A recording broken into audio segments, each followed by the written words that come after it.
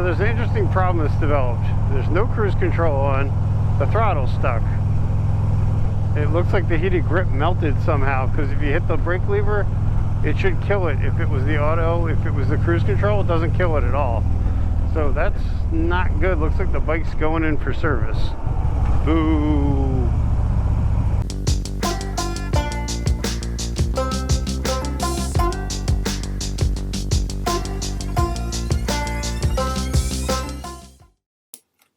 Hey everybody, welcome back to the channel. As you can see from the intro there, I had catastrophic grip failure, I guess you would call it. Little disappointing, but I went ahead and replaced them with the Kahuna chrome grips from Harley Davidson.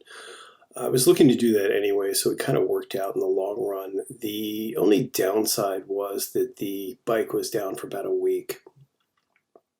On a positive note of that, the grips are a lot better. The stock heated grips were extremely deformed, which was actually what was causing the throttle to stick. The new grips really seem to be working out well. They are contoured, so your hand on the edges, both inside and outside, drop out and your center's higher, which is actually a lot more comfortable and allows you to lock in a finger into those grooves, which I think is really comfortable for riding. These are the grips that they're putting now on the CVO models, so I'm excited to see how they perform.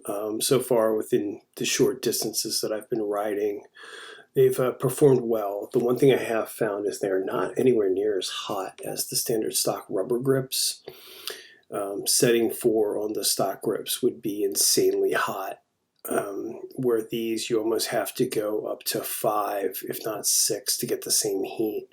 Not necessarily an issue because I've never had them before over 4, but it's just something to keep in mind if you live in a really cold climate. But overall, I've been very impressed with the grips. I really like the way that they feel on my hands. It's not that flat feeling. They are a little bit bigger in diameter, but the way the contour is makes them extremely comfortable.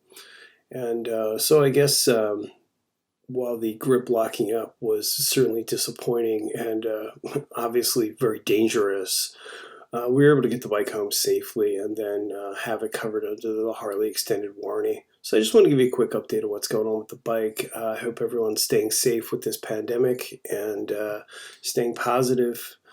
I'll see you in the next video. Thanks.